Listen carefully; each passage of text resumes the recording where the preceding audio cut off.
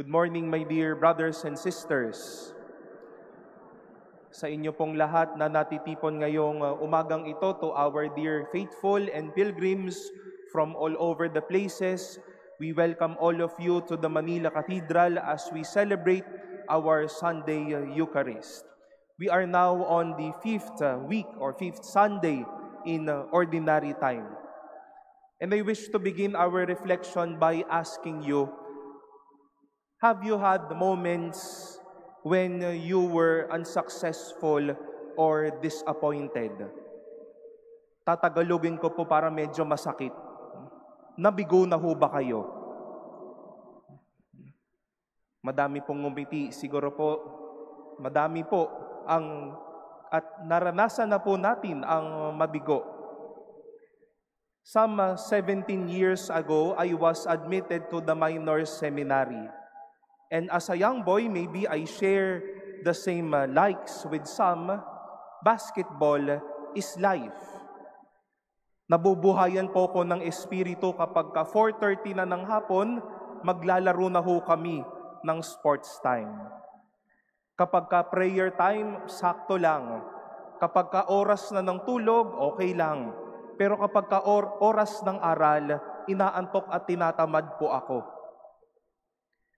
For us to be admitted to the next academic year or next formation year, we have to maintain or touch at least the grade of 83 para ho kami makapag-second year.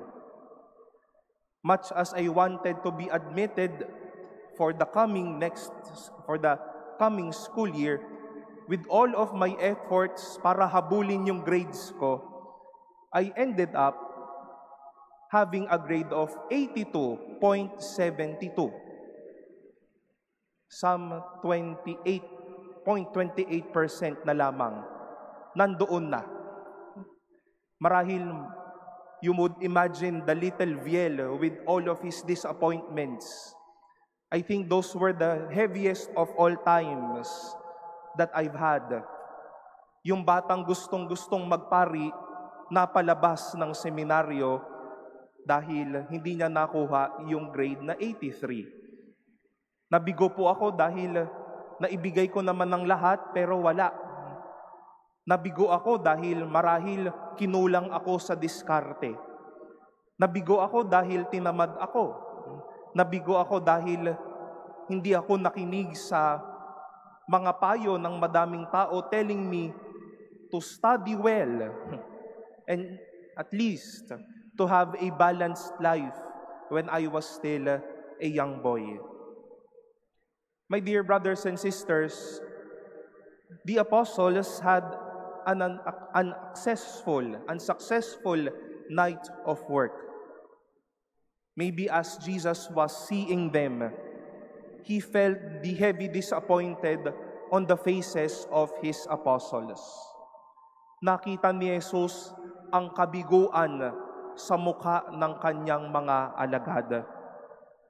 They were disappointed because they have given their all efforts, but none proved to be good. They were disappointed because they have done their part, pero wala pa nga silang nakuha. Marahil, nagkulang din po sila sa diskarte. Marahil, matapos magawa na nila ang lahat ng paraan, they became timid. Tinamad na sila. Marahil, nagpagalingan din po sila noong mga oras na yon. Dahil halos lahat sila mangingisda, they were saying to themselves, yung alam ko, yung pinakamagaling.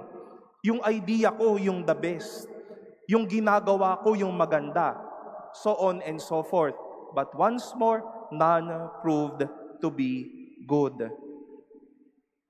We have some fair share of disappointments like these apostles. After all hard-earned and hard efforts in life. Baka tayo ay nabibigo dahil kinulang tayo sa diskarte o kinulang tayo sa sipag. But you know, my dear brothers and sisters, there's more to those experiences.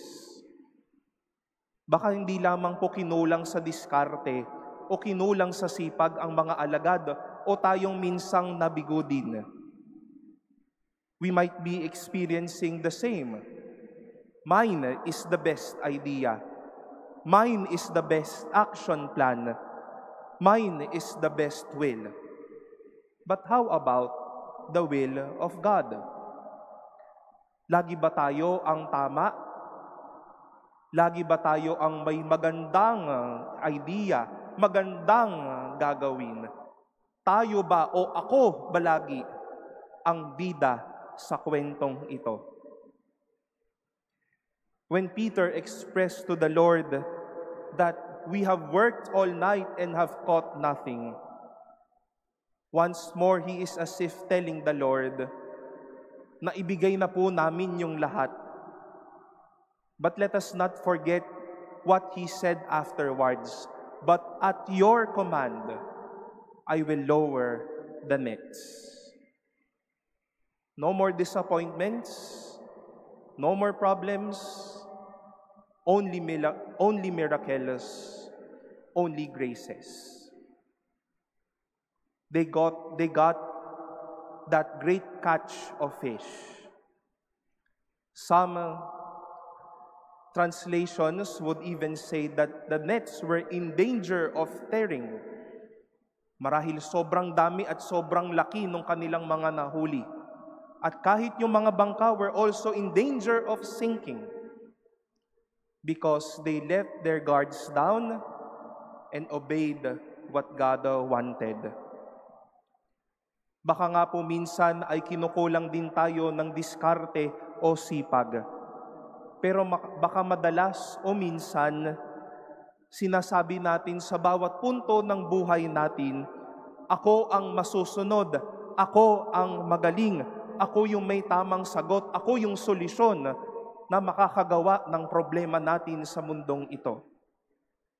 But can we also say, at your command, I will lower my nets? Can we also lower our guards down so that God can make His way for our lives? Maririnig po natin yan sa mga susunod na buwan. Kapag ako ang binoto nyo, mawawala ang hirap. Kapag ako ang nalagay dyan sa posisyon na yan, mawawala ang utang natin. If I will be hailed in this position, I will make Philippines the best of all. We will be hearing those. But mind you, too much of me, I am the solution, I am the best, might fall out to be the vice versa or the otherwise of it. But can at least put our guards down to say that my plans has its own defects and trustingly tell God, at your command, I will lower the nets.